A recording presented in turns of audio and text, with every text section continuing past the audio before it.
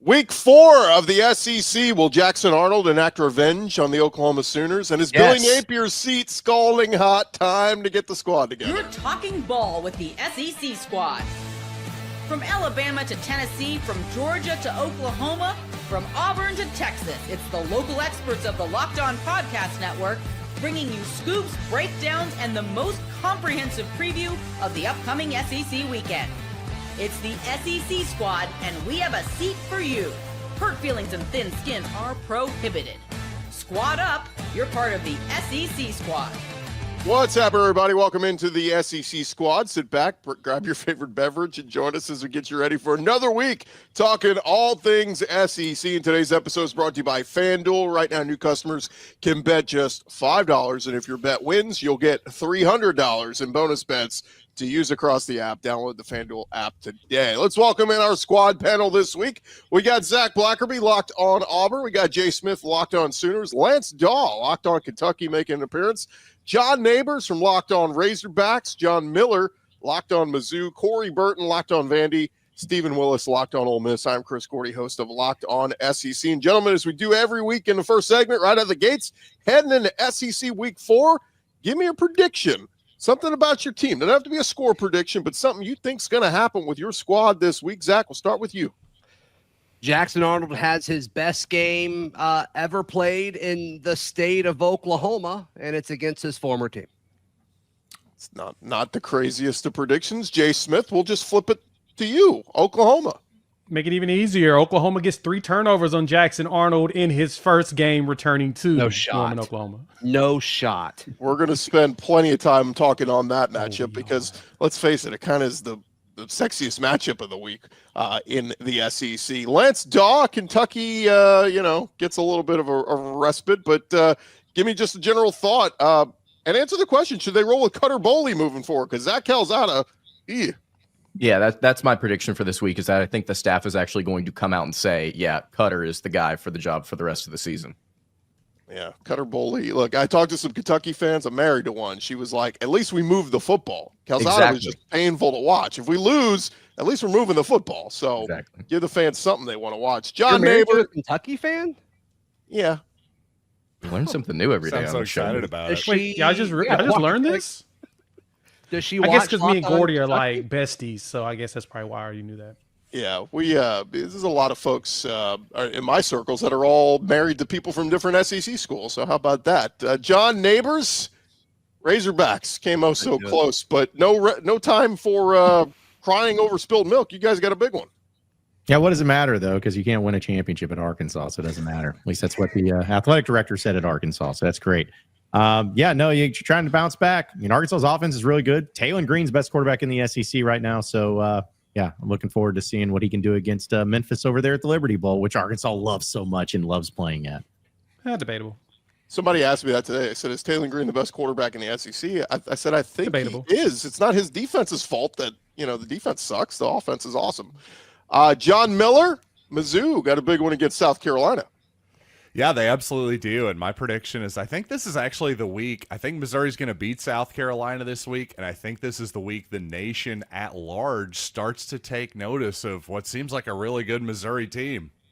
Yeah, certainly a schedule that sets up well for them. I mean, they play like their first 10 games all at home. Did you see Chris Marlar's schedule update, though, from ESPN FPI? Texas has a worse schedule. Missouri, actually, their schedule is like 16th in the country now. So I think we can kind of push that narrative to the side a little bit. That'd be first in the Big Ten, probably. Exactly. Certainly in the Big 12 by a country mile. Corey Burton, you're covering one of the hottest teams out there. The Vanderbilt. Yeah, we're red hot. We're on fire. It's a revenge game, believe it or not, against Georgia State. That's kind of embarrassing to say, but nonetheless, I think we're gonna hit the 50 spot. Oh, 50! Wow, the half a century. Dang. That's a good take. I love that. This is a new Vandy, isn't it? Oh, a confident Vandy. Hey, I like it. We've hit almost 40 in every game. So. The good news is it sounds like we're not going to get a 7th year of Pavia, so at least that's been settled. I don't really play. He's going to try. I think he's going to try. Stephen I want him Willis, to stay around forever. I know. Give him 10 years. Stephen Willis, you guys got a tough one with Tulane. Give me a thought on Ole Miss, and do we have a quarterback controversy? Maybe. I think Tulane is going to join Arkansas and Trinidad this offseason, as Trinidad Chambliss is going to put another 300 spot up on the board. Man, that will certainly be a storyline if they go with Chambliss again this week. What do you do for the LSU game next week? Do you keep rolling with the hot hand? Do you go back to the guy you brought to SEC Media Days and was the darling of the offseason at Ole Miss? The first two practices this week, he's been wearing a boot and hasn't been participating, so I expect Chambliss to be the guy that starts on Saturday. Did y'all hear that? It took 5 minutes and 20 seconds for Gordy to mention LSU. Did y'all hear that? Yeah. Hey, I was there over the weekend. They treated me like royalty on that campus. I'm sure they did. Really? They love you. Yeah, seriously. Let's get into Brian Kelly didn't yell at me though, so that was that.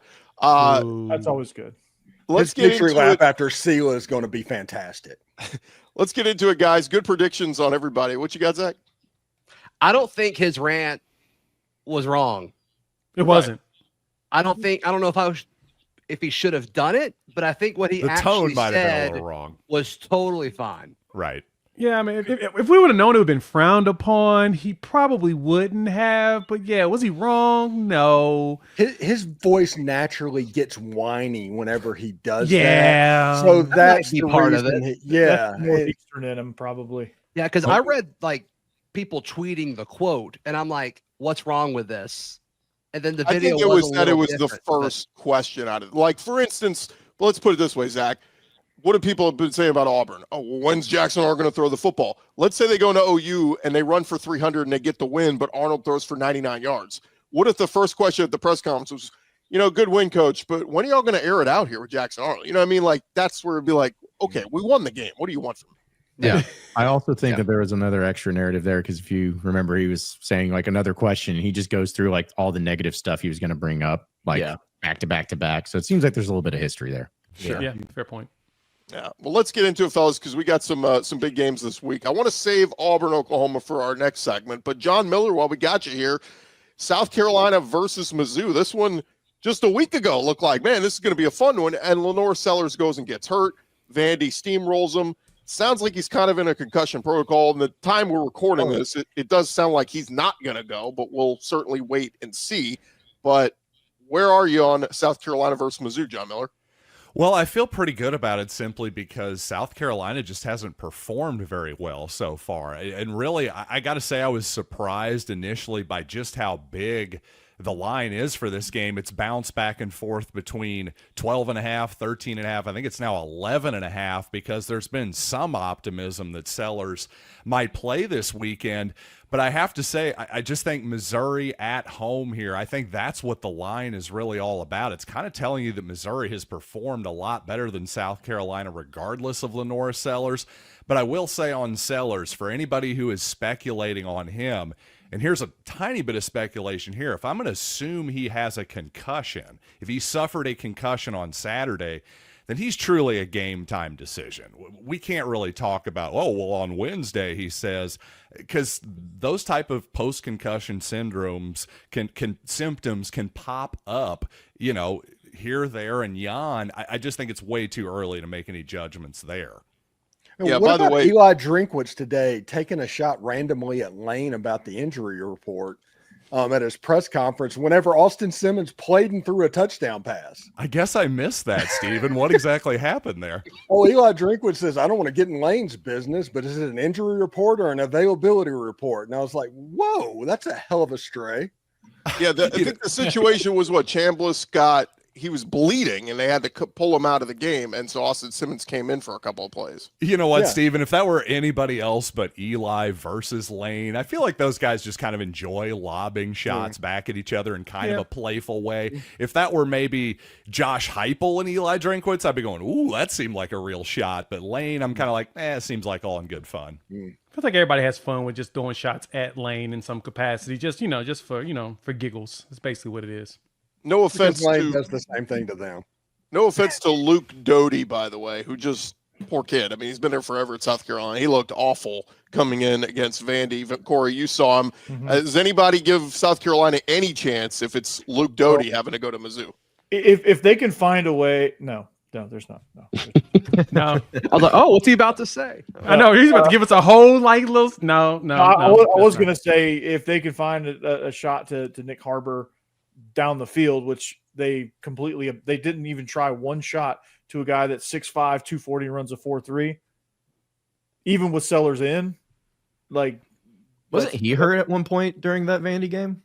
he got banged up, but he came back in. Okay. He was out for a couple plays. I think it was right before half. He Okay. probably I think he got stepped on, and they just Yeah. the rest of the drive. Yeah, Carolina did get stepped on. Confirmed. Yikes. Yeah, so I mean, Got him. I've asked the question about the wide receiver room at South Carolina this entire time. Who was going to be the one to step up? I mean, Nick Harbor has 7 catches this season.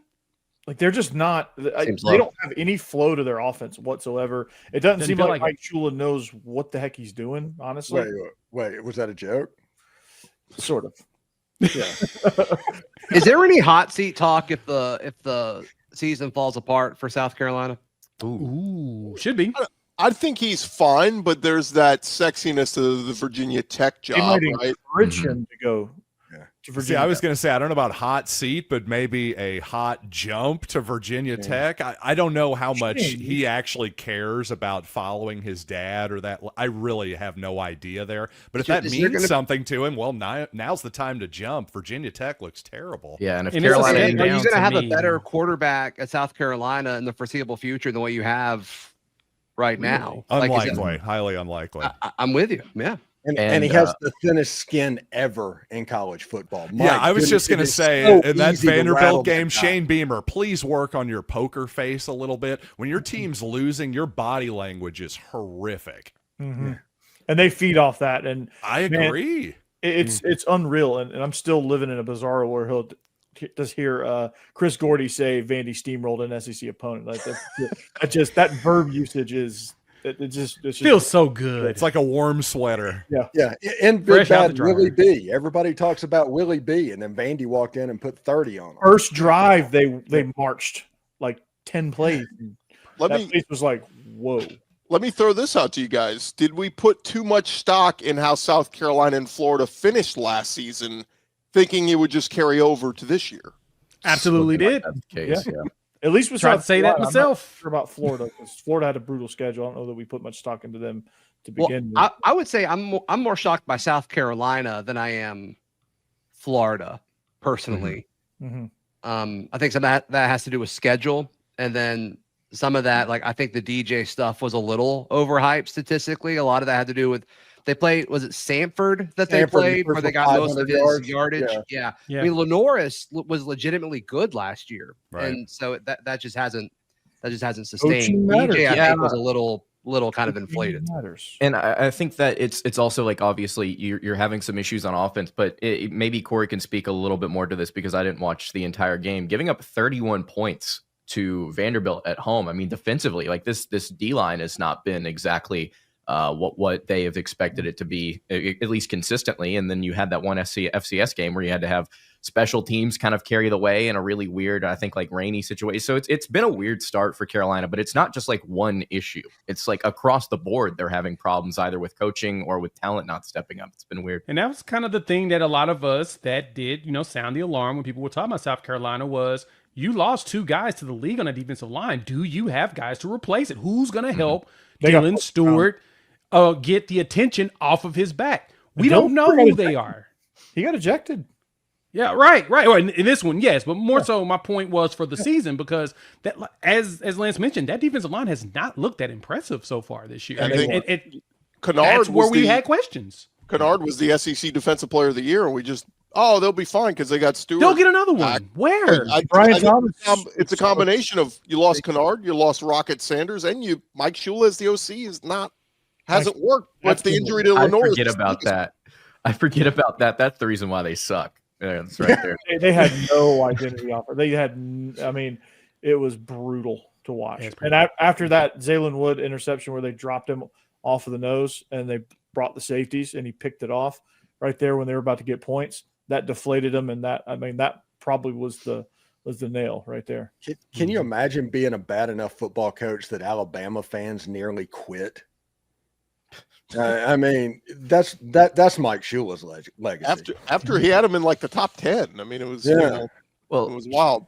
Here's the other thing with Carolina. They've been like super volatile. And let me tell you something. If they fire Beamer at the end of this season, if they want to call me, I've got a guy that's way more consistent than Beamer, currently wearing blue and white. If they want to take him, I would not be opposed to that at all. Clemson might be tired of winning, so they might ship Dabo on over. So. Yeah, ship Dabo to Carolina real quick. Do they get do they get like the number 1 pick if they tank this year? Is that how that works? So, yeah. I think so.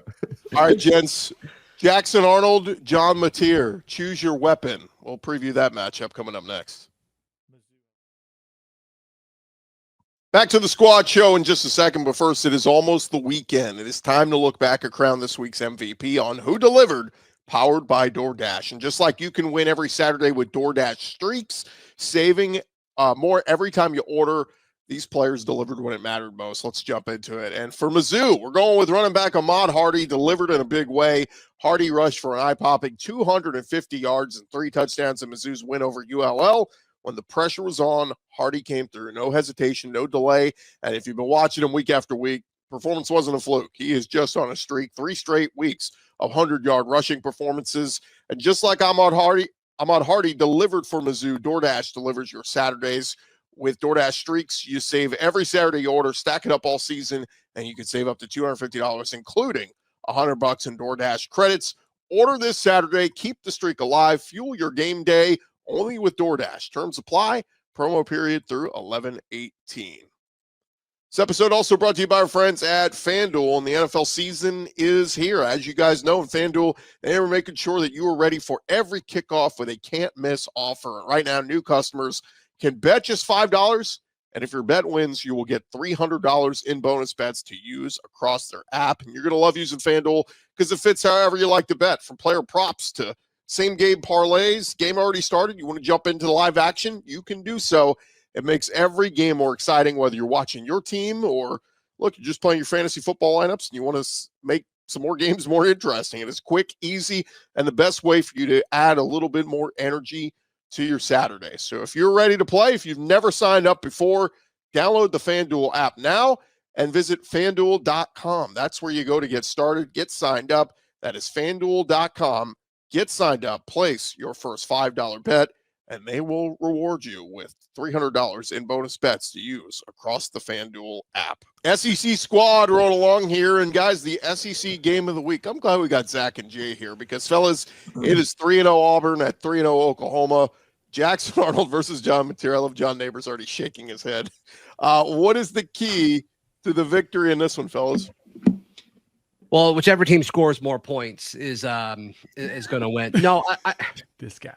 Jay and I already kind of recorded something about this that dropped on our channels this morning, but there's so much national talk about Jackson Arnold versus John Mateer, and like that's fun.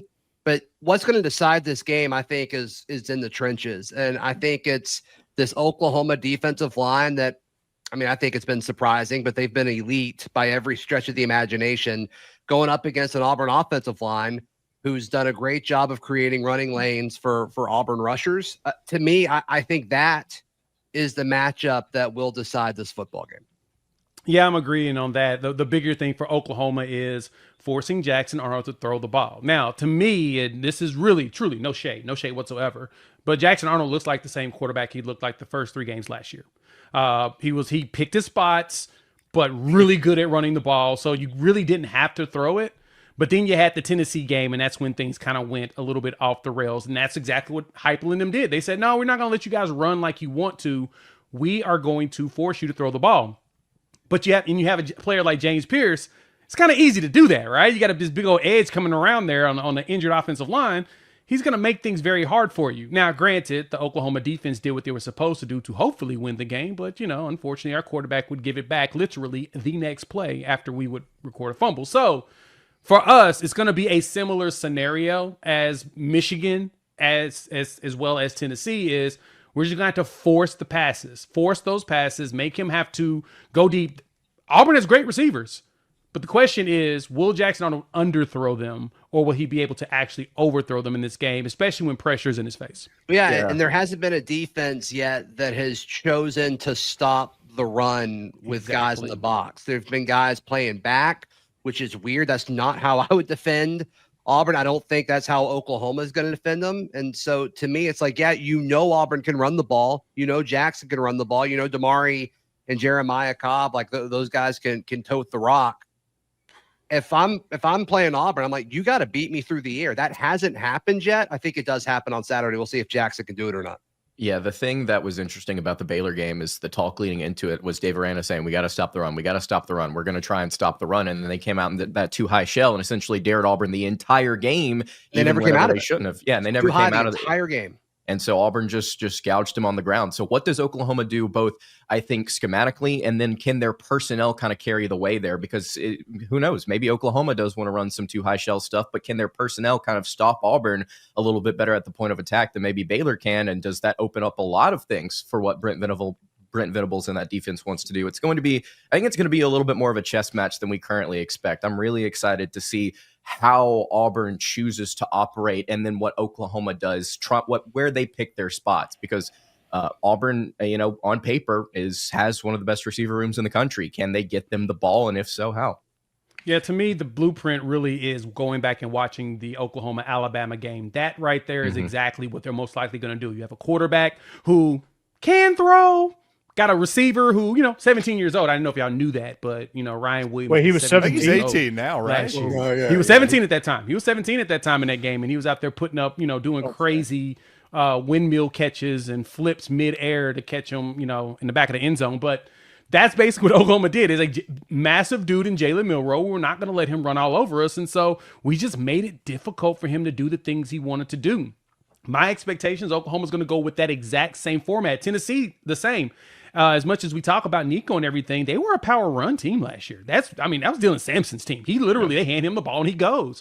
And so to me, Jeremiah Cobb is going to be, to me, a bigger problem than Jackson Arnold, because he's shown and he stepped up to be that top back. And as Zach mentioned, they got good blockers. And so they're going to find ways to get holes, similar to what Michigan did with Justin Haynes. They're going to find a way to get themselves a big run and make it go. But I think Oklahoma's going to, again, force the issue of, you're not going to run all over us. You're going to throw the ball just the same way we made Bryce Underwood do the same thing. Yeah, schematically, they're going to throw a bunch of heat at him, kitchen sink type stuff. That's what Venables likes to do. Blitzes, exotics. Yeah, he's going to mix up looks on you. He's going to show too high a lot and drop guys, and it's going to be cheerleaders right on top of the center, and then you're going to be distracted by that. It's going to be crazy. Yeah. Okay. Brother Hugh, as somebody that knows what Hugh Freeze does, can get his team up once or twice a year against absolutely anybody. The question is whether it will be this team, because last year I know Hugh Freeze thought he should have beat Oklahoma. That is a game that he thinks he should have won.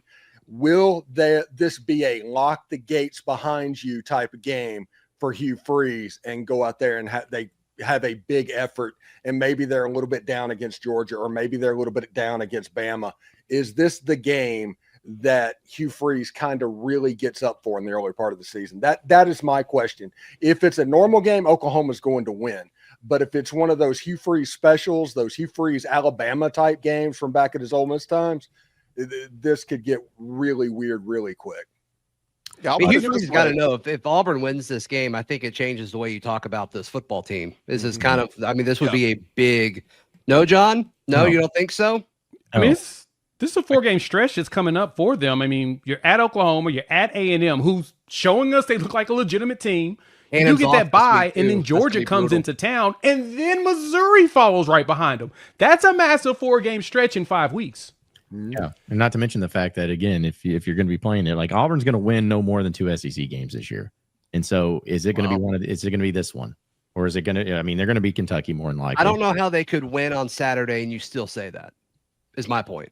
Well, I'm just saying that I don't think you're going to win. I don't think that Auburn is going to win. I think Oklahoma's. I know, but that wasn't the point. I said if Auburn wins this game, it changes how you talk about this team, and you said no. No, it changes as in like me saying that they're a good team. That's what I'm saying. Like, I don't think that beating Oklahoma justifies it. It's a nice win, don't get me wrong, but there's still a lot about Auburn I don't trust, and I can be proven wrong. It's okay.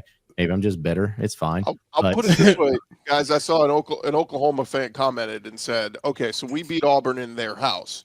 We know we're better. The question is, how much better is Auburn from last year to this year? That's the big test." And on paper, look, you added Eric Singleton and all these pieces like in the Jackson Arnold component is an upgrade over Peyton Thorne, but how big of an upgrade? Yeah. Actually, it's DJ Durkin and John Mateer. If he can confuse John Mateer, DJ Durkin earns every dollar that he is paid by performing at a high level in this game. I think that's the matchup of the game, is trying to confuse Mateer. Yeah, and can Eric Singleton outdo what Keandre Lambert-Smith did last season, which he was a really good receiver, very massive, underrated pickup out of the portal. And so, Eric Singleton, I know he was dealing with a thigh bruise or something like that. And then he had like a hit pointer against South. It feels like he's kind of falling apart at this point. And when you're going up against a team that likes to hit people, I say Durkin would definitely earn his money in the Mateer component of it. But I think the biggest thing here is going to be Hugh Freeze's play call. That's going to be the question. What does that play call look like? Because I still contend 3rd and 4, and Jaquez Hunter has been averaging over 5 yards a carry. You find a way to just keep giving him the ball. It's going to end up being 4th and 1. You hand it off again. You should just keep running when you know that you're really good at that part of it. And that's how that interception happens. You make a decision that you don't like him making decisions. And I kind of feel the same way about Jackson Arnold. Go ahead. No, go ahead, Lance. We're going to wrap up on this one.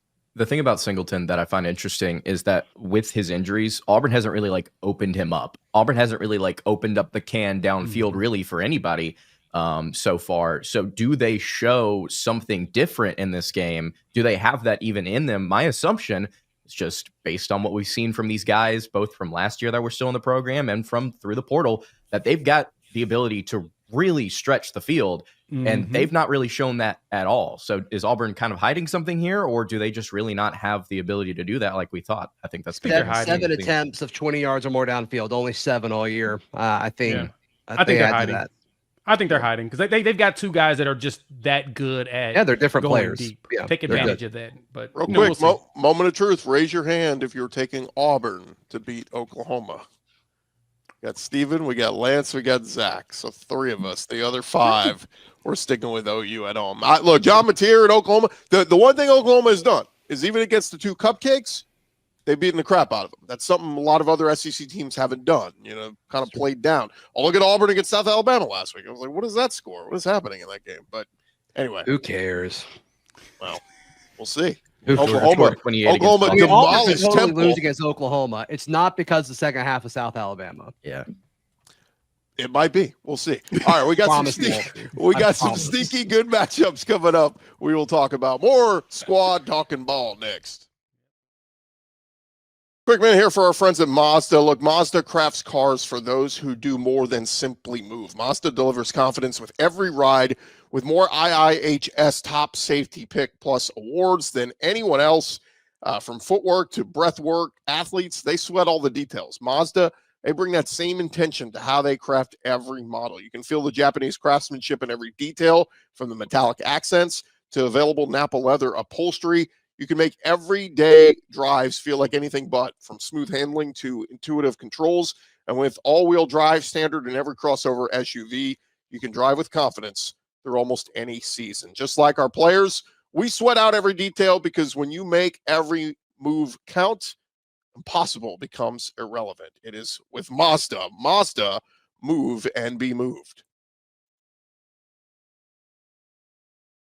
All right, fellas, some sneaky good matchups this week. And John Neighbors, I want to start with you because it is 2-1 Arkansas at 3-0 Memphis. A good Memphis team, but Arkansas still sitting about a touchdown favorite in this one on the road. The offense has been so good this season. They can't hang their head after the loss to Ole Miss, right? Yeah, we can't hang our head. There's no hanging heads and losses, right? It's only been, a billion one possession losses that you've had since 2012. What's another one? No, you got Memphis coming, or you're going to Memphis, and here's the deal: is you call it a road game. I call it Razorback Stadium East, because Arkansas loves themselves the Liberty Bowl, and that's where this game is going to be played. And Arkansas has been very successful in the Liberty Bowl. They score a lot of points in the Liberty Bowl, and I don't see that being any different. It is going to be fascinating, though, because Arkansas plays this game at 11 a.m. because they are the king of 11 a.m. games this year. And so how is Arkansas going to come out after that disappointing ending to the Ole Miss game? Are they going to be motivated, fired up? Are they going to be just kind of going through the motions? I don't really know, but what I'm really hoping is that the comments made by the athletic director, Hunter Yurchek, this past week dealing with how he views Arkansas as not a championship team or a championship program, and basically said, hey, we don't have any money, so the players we have, we just settled for. We wanted better ones, but we can't afford the better ones, so we settled for you. I'm hoping there's some sort of motivation in there, and I hope they come out swinging. But it is an interesting game. It's a stupid game because it's an embarrassment that you are going to Memphis for a game. And, just one of another great stupid things that Arkansas loves to do to make it harder on themselves in their schedule. And so, but I think Arkansas takes care of business. I think that as long as you got Talon Green, the best quarterback in the SEC, and Bobby Petrino, the offense is going to score points. They just need a few stops from Memphis, and I think they get it. Are you okay? You doing all right? If this is your first time on this squad show, have I ever been okay? No, I was going to ask the same question, and then I'm like, nah. John was on Feinbaum, so that could certainly do something to your attitude, talking with Paul. But no, look, I think this is kind of big for the SEC perspective too, guys, because the SEC is largely dominated in the non-conference, not Georgia, Florida, USF notwithstanding. Like, I'm kind of rooting for Arkansas. We need them to go beat Memphis. I got to say, I'm leaning toward. Question, though, when was this Memphis game put together? Like, when was this home and home thing kind of set? Do you know? Just a few years ago, because it's one of those stupid 2-for-1 things where it's like, oh, we'll go to your place, but you got to come to ours twice. And again, it's dumb because you're already going to Little Rock. You play that game this year, and now you're playing in Memphis. It's I could spend all day, but you're basically doing a Bermuda Triangle of Little Rock to Oxford to Memphis all in the 3-week span, and it's stupid. Arkansas played their first game in Fayetteville, and they're having to wait another month to play another game in Fayetteville. Yeah, that's just zero excuse for it. I understand. I asked that specifically because Oklahoma traveled up to Philadelphia last week to go play against Temple, and everybody was laughing like, why are you playing Temple in Philadelphia? Well, we kind of scheduled it when Matt Rule was the head coach, and they were winning like 10 games back-to-back years. Didn't Mizzou go to UMass last year? Yeah. We did. Yeah. We're bringing them back this year to Columbia. Yeah, I can't say much. We a lot of weird scheduling here. Year, so, but here's my thing. At least that's like Ole Miss is unique city. Like, I mean, it's like, when are you going to go and play in Philadelphia or go to Amherst or wherever you were in UMass?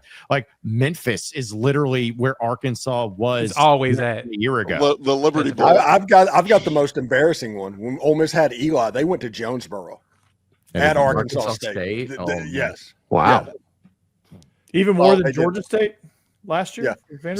So I will say this about this ball game. I think Atlanta. the 7.5 point spread, at least on paper, you look at the projections, Arkansas and Memphis are closer than that, in my opinion. Now, maybe I lean more towards what Neighbors is saying. I think Arkansas pulls the game out. That line seems a little high, but I will say if Arkansas just rolls here, I'm going to start buying in more to this Arkansas hype. Looking at the over under roughly around 63, 64-ish, to me, that line is low. I think Arkansas should be closer to 10, personally. I just think the offense is too explosive. I don't think Memphis has anything for the explosiveness of what Talon Green has done this season. He's going to run. He's going to pass. He's going to be very hard to contain. No matter what they try. I will not say going to this. contain the dude. I agree with you. Arkansas is really, really explosive. They were last year too, but they were also prone to turnovers, mistakes, penalties at the wrong time. I'm just wondering if maybe that pops up on the road against a little bit more of a quality opponent than what we've seen. Well, so are they far. on the road? If they blow them out, I'm going to be really impressed. Guys, we got more games to get into. I don't want to spend 10 minutes on Arkansas and Memphis. Go ahead, Steve. Okay, Georgia State threw for 340 yards against Memphis. They threw for 60 yards against Ole Miss. Okay. Well, this is a secondary where Talon Green, we just saw what Talon Green can do against the Ole Miss secondary. This Arkansas offense is going to roll. If they just wanted to shoot a shootout, they're going to score as much as they want to score. Yeah, they can name the number. If they play clean, don't give the ball away, and play clean with penalties, they're going to blow them out, I think. My favorite internet rumor earlier this week is Ryan Silverfield, the Memphis coach, is positioning himself to replace Billy Napier, and that's where I want to go next. 1-2 Florida. I'm sure Brandon Olson is super excited about that. At 3-0 Miami, and I just want to bring this around to Carson Beck is playing well over there at Miami, former Georgia quarterback. But guys, how hot is Billy Napier's seat? I mean, does he get fired after this one, or would it take 1 or 2 more losses? Okay, someone try and convince me that this is not going to be a bloodbath. Someone try and convince me that this is not going to be a blowout. No. Zero reason to convince. Now, the thing is I can probably convince you because I think Florida's defense is legit. If you throw 5 interceptions and only give up 1 touchdown on offense, you're a legitimate defense. That to me, I can't argue against that. And LSU has a good enough offense to be able to score. They couldn't. They needed to pick 6 in order to get to 20 points. That's bananas to me. I could not believe that. When I was like, wait, how do you throw 5 picks and you only lose by 10? So I think that's the saving grace for Billy Napier in this job, is that his defense is really, really good, even though he's not a defensive guy. I think A&M is where the seat starts to really turn up to about 250, 275, where he's starting to roast. But that Mississippi State game, if they lose that, he's gone. Yeah. I feel like Miami's offense is significantly better than LSU's, at least in its current state. So my assumption is that even if Florida has a really good defense, they're still going to get. I think that Miami can at least run the ball more effectively than LSU can. And what about the other side? What if LSU's defense is that good that Florida's offense goes off against Miami's defense? Yeah, I also think Miami's just better on defense too. Like I think that the Canes are really good. I don't know. Yeah, they destroyed South Florida, so I think they are that good. Yeah. Any chance you guys think Napier survives the season? No, I hope so.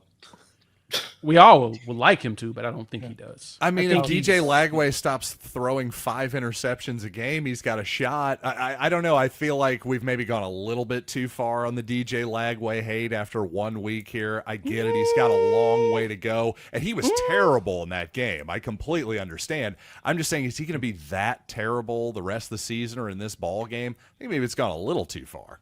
Isn't that how he's Florida, been? Florida's last going to season beat too? Texas, by the way. Florida's going to beat Texas. Dude, that will I be. actually think they will. That It's would going to be be like the outstanding. battle of bad quarterback. Well, play. if that It's gonna be happens, I don't hilarious. think Napier's going anywhere. Yeah, I hope you're right, John. I hope you're right. I think we all hope I'm right on that one. So we Just all a rooting for Florida now against Texas? Is that what I'm getting? Absolutely. Exactly. A few more to throw. I know out you there. are, Jay. It's already Oh, Jordy no, Gray. yeah. You don't 0-3 count. Sam Houston is at 2-1 Texas, and then Texas gets a bye, and then it's on the road to Florida. How concerned should we be about Arch Manning? Was the hype all for You naught? get booed by your home crowd who's been hyping you up for Heisman. Like, it's quite the tumble there. Look, we've been trying to tell people this for a while, and not even just throwing shade, just as being a rival, but the fact that he couldn't beat out Quinn Ewers for the job, and Quinn Ewers gets drafted 7th round, and everyone keeps telling me that Arch Manning would have been number 1 this past draft and the next draft. That tells me everything I need to know about it. He wasn't ready, and he's showing us that he truly is not. That Georgia game to me was literally when my light bulb popped. I was like, oh, this dude is shooketh.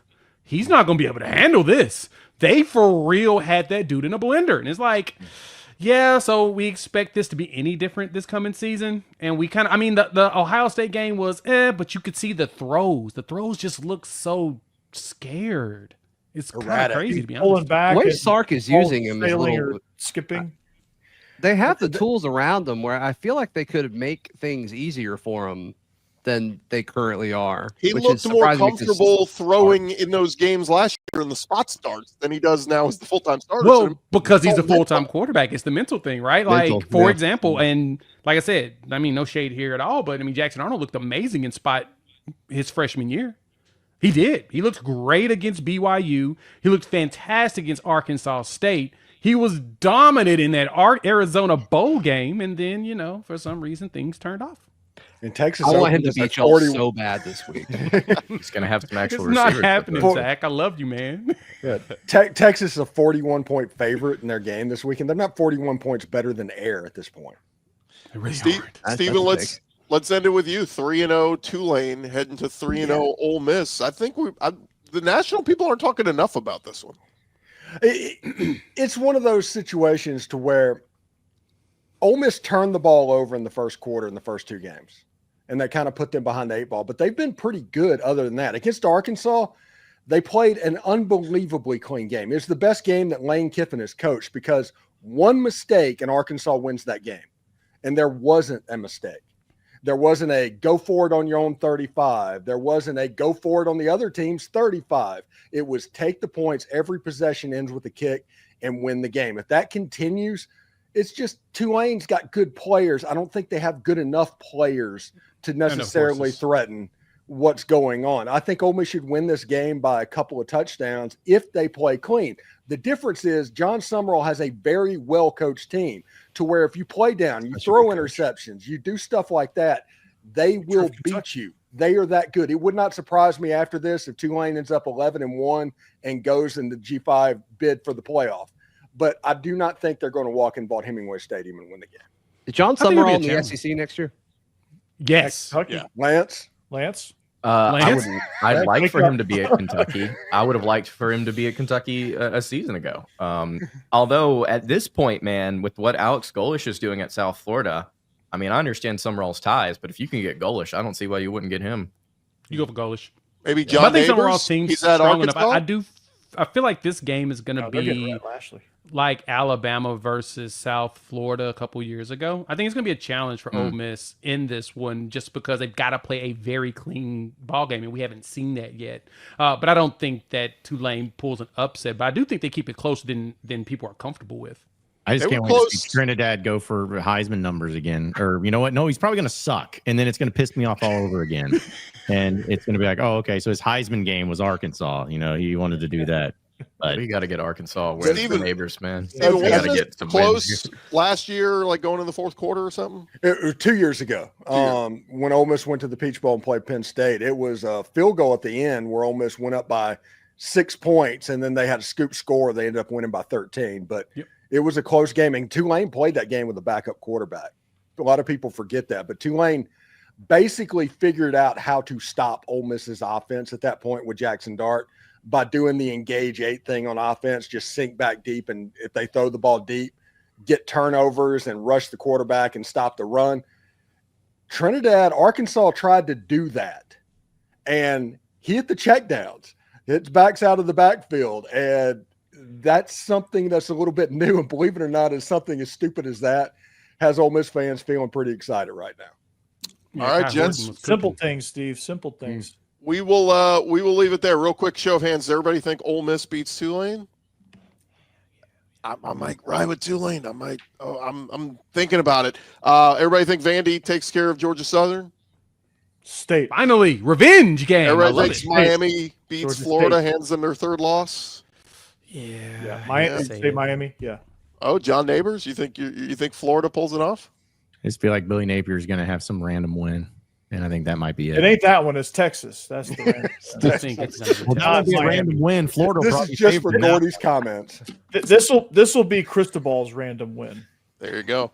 John Miller, good to have you back as we wrap things up here on Locked On SEC Squad Edition. Thank you guys for checking us out. And hey, it's another big moment of Locked On. Of course, Locked On and Fire TV, they're presenting College Football Kickoff, your ultimate college football weekly preview with former AP Coach of the Year Gary Patterson, along with all of our Locked On local experts.